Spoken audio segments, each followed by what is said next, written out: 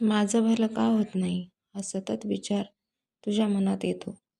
तर तुझं भलं होत नाही याचा सर्वस्वी जबाबदार तूच आहेस. कारण तू विचार करतोस, हा असा का, ही अशी का, भला असं, मला असं ते का बोललं, माझं काय चुकलं, असा सतत विचार तुझ्या मनात येतात.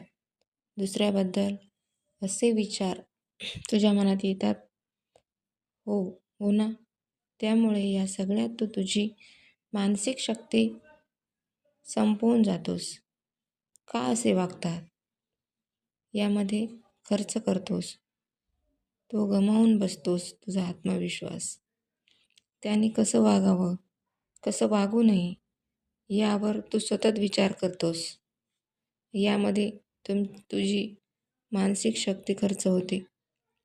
मग तुझी भरभराट कशी होणार? अरे, ज्यांना जसं हवं त्यांनी तसं वागावं. प्रत्येकाचे विचार, संस्कार, आचरण हे वेगवेगळे असतात. त्यांनी आपल्याप्रमाणे वागावं हा आपला विचारच मुळी चुकीचा आहे. तुला जे वाटतं ते त्याला किंवा तिला वाटत असेल नसेल, त्यांनी तसं वागावं हा त्यांचा सर्वस्वी प्रश्न आहे.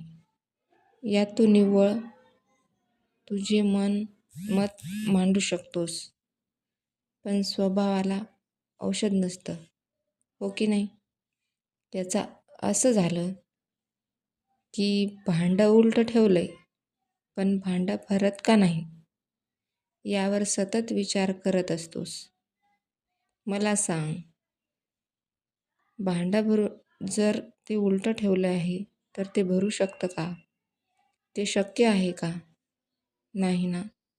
तसंच पाणी तुझ्या मते गढूळ आहे हे तुला माहीत आहे, मग ते स्वच्छ का बरं नाही याचा विचार का बरं तू करतोस? गोष्टी जशा आहेत तशा स्वीकारायला शिक. तू तुझी मतं त्यावर लादून काही मात्र फरक पडणार नाही. मग लोकांचा विचार करण्यापेक्षा तुझी सद्विवेक बुद्धी वापरून स्वतः विचार कर. नको करूस दुसऱ्यांच्या दोषांची गुण गाऊ नकोस. यांनी निव्वळ तुझी ऊर्जा वाया जाते, म्हणून तू मागे राहतो. यापेक्षा स्वतःमधले गुण आणि दोष ओळख आणि त्यावर काम कर.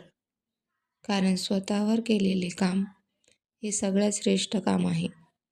जेव्हा तू तुझ्या स्वतःमधले गुण आणि दोष ओळखशील आणि त्यावर काम करशील, त्यामध्ये तुला तुझ्या चुका कोणत्या होत आहेत, तू कशामध्ये कमी आहेस हे तुला जाणून येईल. आणि त्यानंतर त्याच्यावर जेव्हा तू काम करशील त्या ओळखून, तेव्हा तुला तुझ्यातील कमीपणा जाणू लागेल आणि तो कमीपणा भरून काढणे हे तुझे काम असेल. आणि जसे जसे तू त्या कामामध्ये प्रगती करशील तसतसे तुझी प्रगती होईल. कारण दुसऱ्यांना बदलण्यापेक्षा, दुसऱ्यांवर आपली बुद्धी खर्च करण्यापेक्षा स्वतःवर आपण काय करतोय, आपण कुठं चुकतोय यावर जर काम केले तर स्वतःची प्रगती होईल.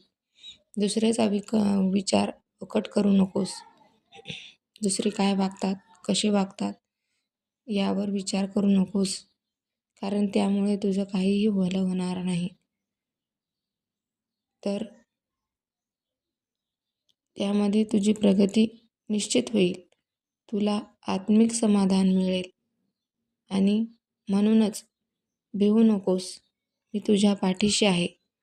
भिवू नकोस, मी तुझ्या पाठीशी आहे.